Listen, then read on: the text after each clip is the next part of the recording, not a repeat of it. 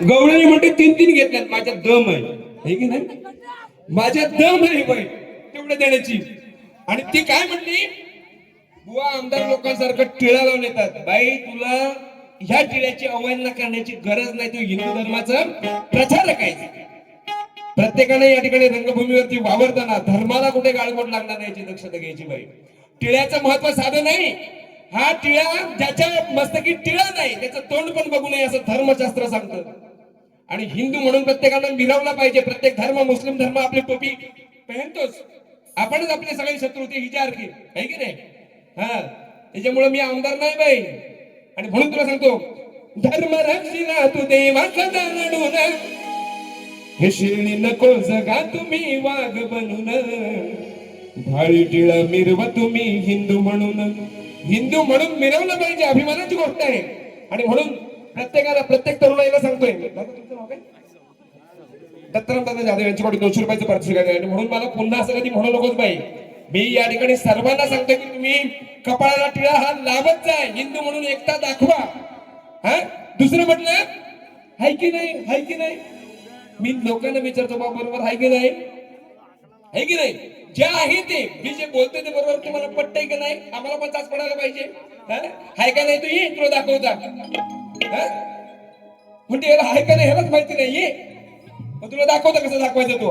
आणखी काय म्हणते, आता थंडी म्हणते लोकांना, तुम्हाला आहे की नाही, तुम्हाला म्हणते मी थंडी उडवाई येते म्हणून तुमची, तुम्ही आपलं बघून घ्या कशी काय करायचा तो.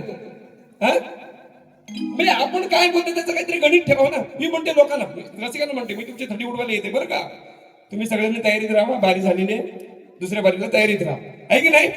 दुसरी म्हणून घेते, आणखी काय म्हणते, बुवा म्हणते गण म्हणते, मग मी गण घेते असं कधी मी म्हटलं काय, गण घेते असं मी लेडीजनी म्हटलं, तुम्हाला काय ऐकू आला काय, हा शब्दच आला का नाही मला पण आठवत नाही.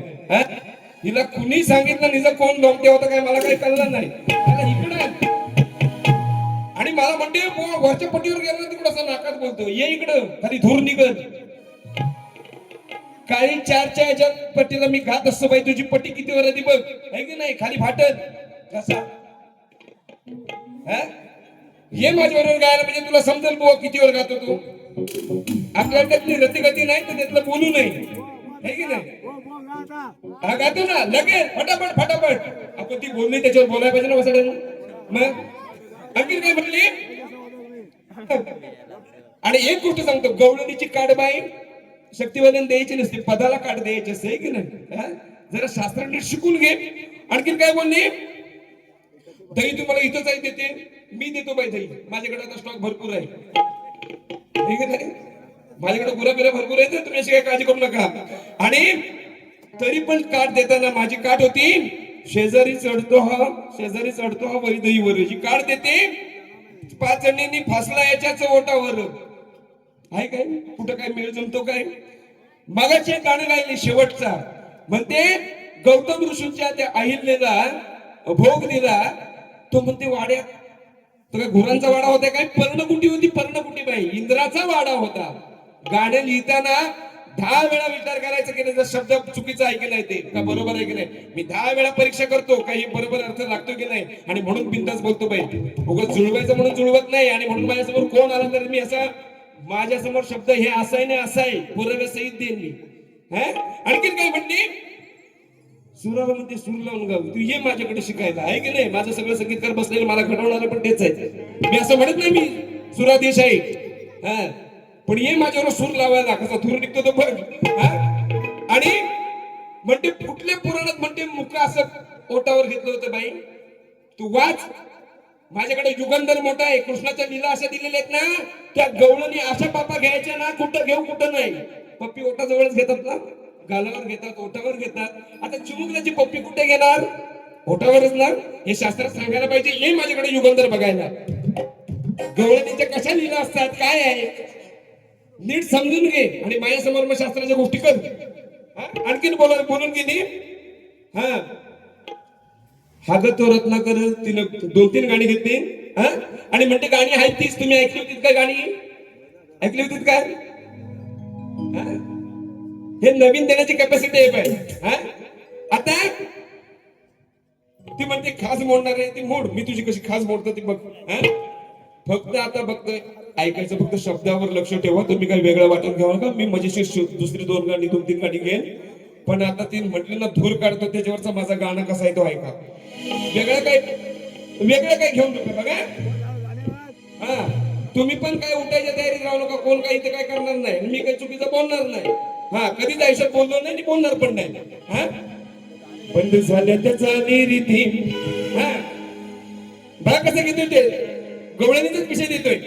नाही घेणार ग भरपूर, लोणी पाहून भर नाही उर, आज बोलतोय ग खरखुर.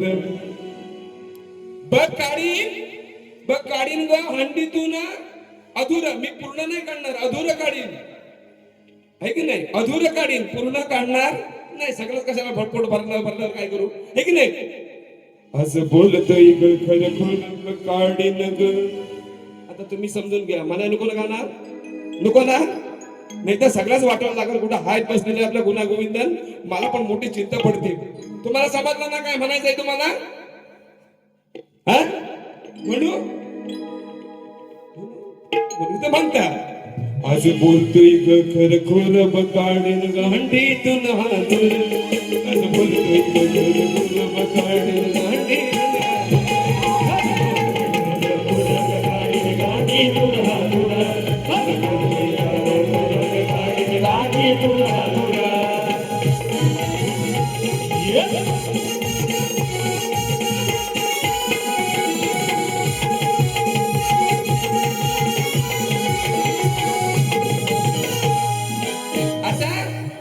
बसून घ्या.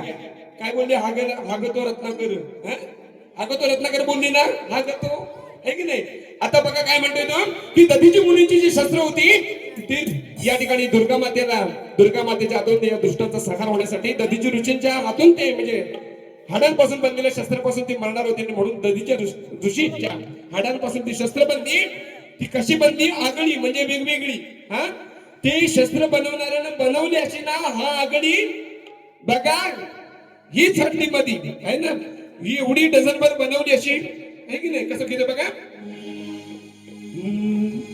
हे शस्त्र ही बनवी गटी मधी, ही शस्त्रे ही बनवी गटी मधी. जो कारागीर होता तो हीच हड्डी मध्ये आहे ना, जी ही शस्त्र होती हीच हड्डी मध्ये. बघा कसं म्हणते ते, शस्त्रे ही बनवी गटी मधी, हा आगली हा आगली हा आगली हा वेगळी, हीच हड्डी मध्ये आहे ना. ही जी शस्त्र आहे ती हीच हड्डी मध्ये. शस्त्रे ही बनवी गटी मध्ये, आगली बघा हीच हड्डी मध्ये. शस्त्रे ही बनवी गटी मध्ये, आगली बघा हीच हड्डी मध्ये.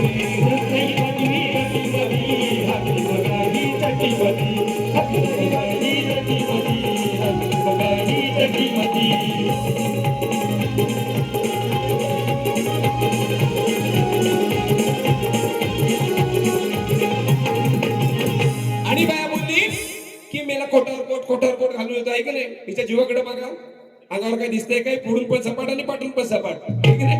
आता कसं गाणं घेतोय बघ.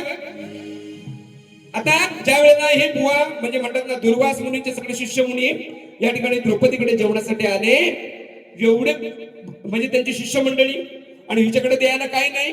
मग श्रीहरीचा धावा केला, श्रीहरीला बोलवला. तू म्हणे काय पण कर, यांना जेवण पोचलं पाहिजे. आणि म्हणून एका म्हणतात ना मटकीला लागलेल्या एका दाण्यावर त्यांनी भूक भागवली, सगळे तृप्त झाले. ते बुवा इकडे घराकडे येत होते. आपण म्हणतो ना बुवा आलं ग, बुवा आलं ग, आहे ना. केवढं बुवा वारकरी बुवा आलं ग, आहे की नाही. कसं घेतो बघा.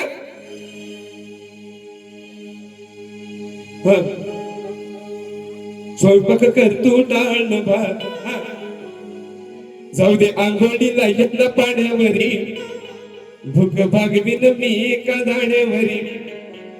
कृष्ण म्हणतोय मी करीन प्रॉब्लेम सॉल्व ग, मी करीन प्रॉब्लेम सॉल्व ग.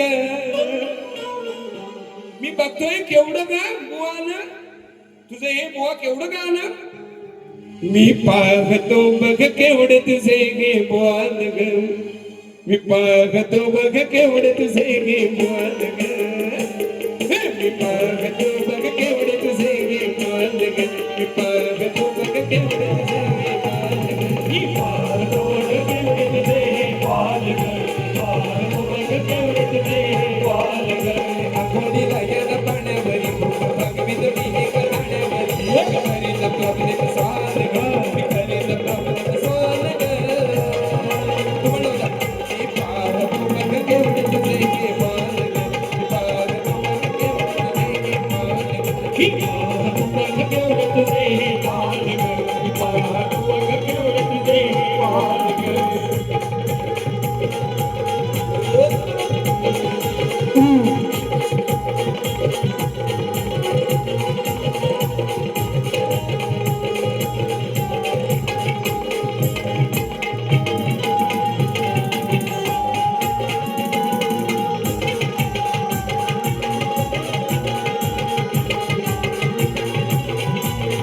एकच गाणं शेवटचं घेतो आणि सगळ्यांनी नाचूया. आता हिचं नाव वैदेही. वैद्य म्हणजे योग्य आणि अवैद्य म्हणजे अयोग्य. तर जी श्रुतिकीर्तीची पोरगी होती तिचं नाव होतं भद्रा. ती स्त्रीहारीसाठी नवरी गेली आणि मग ते सगळे म्हणायला लागले योग्य हिची भद्रा, श्रुतिकीर्तीची योग्य, वैद्य हिची भद्रा. कसं घेतो बघा. श्रुतिकीर्तीची पोरगी छान पडत बघा नंदरा आनंद म्हणते सारे वैदहीची भद्रा आनंद म्हणते सारे वैदहीची भद्रा